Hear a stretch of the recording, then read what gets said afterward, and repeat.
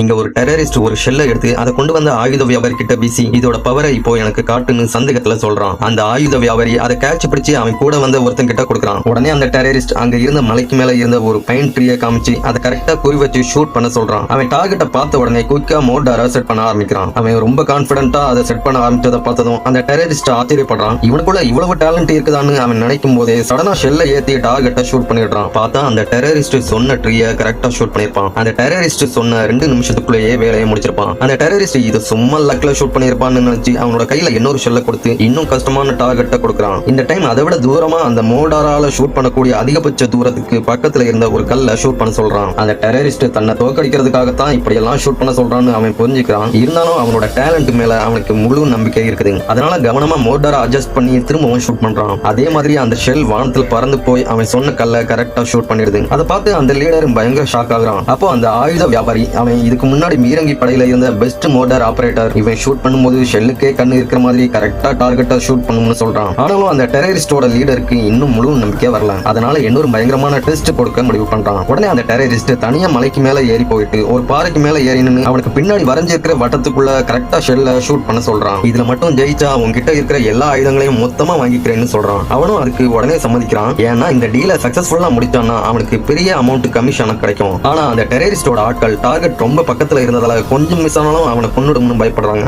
அதனால உடனே கண்ணை எடுத்து அவனை ஸ்டாப் பண்ண சொல்லி மிரட்டுறாங்க. ஆனா அவன் எதையும் கண்டுக்காம அமைதியா அந்த மோட்டாரை அட்ஜஸ்ட் பண்ணிட்டு இருக்கான். அவங்க தடுக்கிறதுக்குள்ள அந்த ஷெல்லை ஷூட் பண்ணிடுறான். அது கரெக்டா அந்த டெரரிஸ்ட் இருந்த இடத்துல போய் விழுது. அப்போ அந்த இடம் முழுக்க புகையால கவர் ஆகிருது. கொஞ்ச நேரம் கழிச்சு புகையெல்லாம் போன உடனே அந்த டெரரிஸ்ட் எந்த காயமும் இல்லாம உயிரோட வெளியே வர்றான். அப்பதான் அவங்க எல்லாருக்கும் அவன் யாரையும் காயப்படுத்திட கூடாதுன்னு இந்த டைம் உண்மையான வெடிகுண்டு ஷெல்லை யூஸ் பண்ணாம சாதாரண புகை குண்டை யூஸ் பண்ணி அவனோட டேலண்ட நிரூபிச்சு இருக்கிறான்னு புரியுது. அதை பார்த்ததும் அந்த டெரரிஸ்ட் பயங்கர சந்தோஷமாகி வேகமா மலையில இருந்து கீழே இறங்கி ஓடி வந்து அமெரிக்க டாலர் ஃபுல்லா இருந்த ஒரு பேக்கை அந்த ஆயுத வியாபாரி கிட்ட கொடுத்து அவனை என் கூட அனுப்பிடுன்னு கேட்கிறான். ஆனா அந்த ஆயுத வியாபாரி முடியாதுன்னு சொல்லிடுறான். உடனே இன்னொரு பணப்பையையும் அந்த ஆயுத வியாபாரி கிட்ட கொடுத்து பார்க்கறான். அப்பவும் அந்த ஆயுத வியாபாரி முடியாதுன்னு சொல்லிடுறான். உடனே அந்த டெரரிஸ்ட் பயங்கர கடுப்பாகி இப்போ அவன் மட்டும் என் கூட அனுப்பலன்னா உனக்கு ஒரு பைசா கூட தரமாட்டேன்னு சொல்றான். உடனே அவனோட ஆட்களும் துப்பாக்கி அந்த வியாபாரி பக்கமா நின்றாங்க. கடைசியில அந்த டெரரிஸ்ட் பயங்கர கோபத்தில் இருக்கிறத அந்த ஆயுத வியாபாரி புரிஞ்சுட்டு பயந்து போய் பணத்தை மட்டும் வாங்கிட்டு அவனை அந்த டெரரிஸ்ட் கிட்டேயே ஒப்படைச்சு விட்டாரு.